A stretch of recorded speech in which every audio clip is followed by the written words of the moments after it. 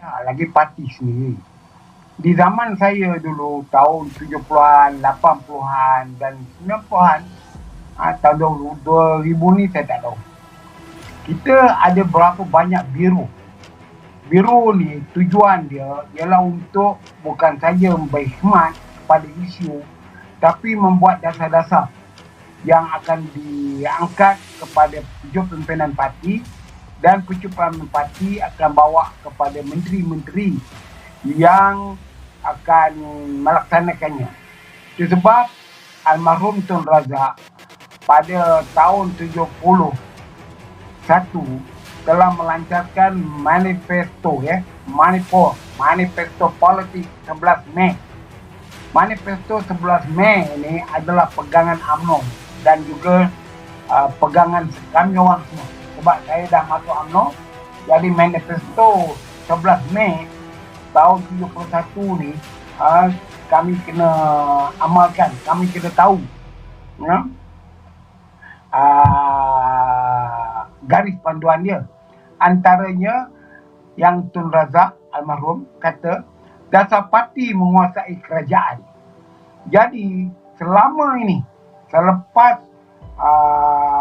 Tun Razak meninggal, sebahagian Husin On, Dr. Mahathir, ada sebahagiannya mengamalkan dasar parti menguasai kerajaan.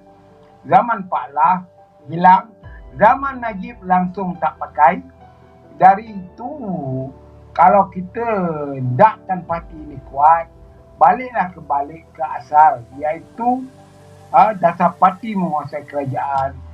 Biro-biro dalam UMNO, sama ada di peringkat Majlis Kerja Tertinggi, Badan Perhubungan dan UMNO bahagian, kena merangka, kena merancang, bagi idea, cari dan sebagainya.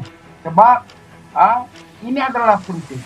Dari itu sekarang kita tak nampak menteri ini melaksanakan dasar parti menguasai kerajaan. Kadang-kadang dasar parti itu tak digunakan, dan menteri pula membuat keputusan yang lari daripada kehendak perjuangan parti. Contohnya zaman Najib cuba untuk menerima UEC dan kelulusan. Jadi parti pula UMNO nak menolak, selain daripada bahasa Melayu, dasar pendidikan kebangsaan sebagai teras pendidikan. Najib kerana dia nak pengaruh daripada kaum yang lain, dia buat satu kenyataan bahawa akan kerajaan mengiktiraf UEC tanpa dirujuk kepada UMNO dulu bersetuju atau tidak. Jadi masalahnya sekarang dasar parti menguasai kerajaan tak wujud. Begitu jugalah macam di Kuala Lumpur sekarang, dasar parti itu tak ada. UMNO dalam wilayah ketuan ni, saya bercakap wilayah ketuan, ketua-ketua bahagian sibuk cari projek, cari bisnes, daripada mencadangkan kepada menteri buat dasar. Apa dasar yang nak ni buat? Contoh dia, selepas pandemik, kalau kita tengok sekarang, banyak yang dulu gerai-gerai macam cendawan tumbuh selepas hujan, sekarang ke mana mereka tu pergi? Apakah follow up kita? Apa pandangan UMNO? UMNO tak buat apa-apa. Macam tadi saya dengar kenyataan Perdana Menteri Sabri di Kota Kinabalu, dia kata dia nak menghapuskan kemiskinan tegar. Tak boleh. Kemiskinan ni akan kekal. Saya selalu kata dengan kawan-kawan, kalaulah manusia ni boleh hapuskan kemiskinan, maka Islam kena buanglah. Zakat tu. Pejabat zakat kena tutup lah. Sebab tujuan zakat tu ialah bagi tujuan untuk nak menolong orang miskin. Jadi kalau semua dah tak miskin, tak perlulah lagi orang Islam bayar zakat. Kerana semua orang dah. Yang kita nak hidup, nak selesaikan negara kita sekarang, ialah rakyat hidup senang dan hidup bahagia, bukan kaya. Jadi untuk nak bagi rakyat hidup senang dan hidup bahagia ni, yang ada ni tak boleh buat apa-apa. Yang miskin ni tak boleh buat apa-apa. Macam Sabah Sarawak ni, saya minggu lepas ada di Sabah. Saya memang tahu masalah kemiskinan di Sabah. Yang penting sekarang, bagaimanakah almarhum Tun Mustafa nak mengeluarkan orang Sabah itu keluar daripada kemiskinan. Mudah.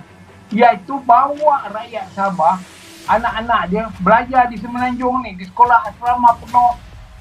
Yayasan Sabah tingkatkan bantuan kepada pelajar-pelajar Sabah yang pisahkan dia daripada mak bapak dia di kampung sana. Kalau duduk dengan mak bapak dia suruh pergi jaga lembu, mak bapak dia suruh jaga kebun dan sebagainya. Jadi awak boleh dipindahkan ke Kuala Lumpur, duduk sekolah, maka dia boleh tumpukan pelajaran, akhirnya dia masuk universiti, akhirnya dapat kerja yang baik, maka keluarga yang miskin tadi sudah berubah melalui pendidikan. Dari yang ini yang kerajaan tak buat. Yang saya melihat bahawa untuk perkara basmi kemiskinan ni hanya melalui pendidikan. Itu sebab sekarang ni bagaimana pula kita nak mobiliti pendidikan untuk merubah orang Melayu miskin. JPA tak bagi scholarship, MARA tahan scholarship, tak bagi lagi beasiswa. Raja-raja Melayu tak ada buat kenyataan supaya ditambah anak-anak Melayu dalam bidang pendidikan dan sebagainya. Jadi inilah yang saya katakan antara contohnya bahawa UMNO ni tidak berjuang ikut arus bawah. Dia berjuang dengan retorik dia. Perkara-perkara yang remeh, yang tak mengenyangkan perut rakyat. Rakyat sekarang tengah lapar, tengah mencari sumber dana untuk meneruskan kehidupan dia. Tetapi kita asyik bercakap benda-benda yang tak mungkin dibuat dan tak boleh dilakukan. Contohnya rakyat untuk memiliki rumah sendiri. Bagaimana? Kenapa kita tidak membuat satu skim perumahan yang baik? Anak muda yang dah berkahwin, umur 25 tahun ke bawah, kita offer dia rumah. Kalau di Kuala Lumpur dipanggil Resident Wilayah Ketuan, rumah WIP dengan harga kos, engkau kerja driver, kau kena bayar loan ni dalam keadaan RM400 rumah dalam masa 15 tahun. Jadi pendapatan kau tu akan menentukan pembayaran sewa rumah. Bukannya main lamsam, terus minta bayar 1,500, 1,200. Kalau budak baru dapat kerja 5-6 laki bini baru 3,000, itulah nak beli rumah, itulah nak beli kereta, itulah nak beli perhiasan, beli makanan, nak jaga anak, tinggalkan anak di tadika kerana tak mampu nak jaga orang gaji dan sebagainya. Dan contoh dia sekarang dalam isu yang terbaru ni, gaji maksimum 100,500. Kenapa UMNO tak menjerit? Kenapa UMNO tak buka mulut? Patut apa yang berlaku sekarang kerana UMNO tak tahu. Bagaimana dengan mereka yang gaji hari? Patut kerajaan sekarang mansuhkan gaji hari. Tak ada lagi gaji hari. Sebab gaji hari ni dia datang kerja, dia bayar katalah RM40.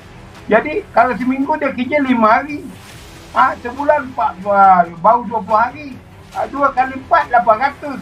Tetapi UMNO tak bawa benda ni. Patutnya kerajaan mansuhkan sekarang mana-mana majikan atau orang yang membayar gaji berdasarkan gaji hari. Kalau nak gaji hari, kurang-kurangnya RM90 satu hari. Barulah betul. Ayah ni UMNO tak ambil tahu. Sebab UMNO macam Zahid mana ni nak tahu. Orang hantar duit kat dia daripada Singapura berjuta-juta dolar Singapura. Mana dia tahu? Macam saya ni jumpa rakyat, jumpa orang kaki lima, dengar pandangan mereka. Tok, kami orang ni gaji hari tok. Satu hari dia ada kerja dekat kedai ni, dia orang bayar RM30. Seminggu kami kerja 5 hari. Dia pun nak makan. Jadi, inilah saya katakan bahawa UMNO ni yang sekarang kerajaan sebut, kerajaan prihatin, kerjaan prihatin. Yang UMNO ni prihatin ke tidak? Masalah orang Melayu, masalah rakyat, masalah pendidikan, masalah ekonomi. Itu sajalah anuah pada saya.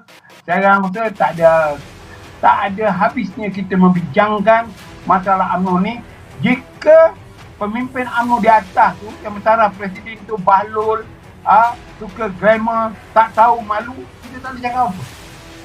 Saya senang. Walaupun pemimpin UMNO ni bahlul, saya kata, saya masih dalam UMNO. Karena saya tidak balon. Pemimpin UMNO ini rasuah, mencuri, merompak, tapi saya tidak melakukan. Kenapa saya perlu nak keluar pada UMNO?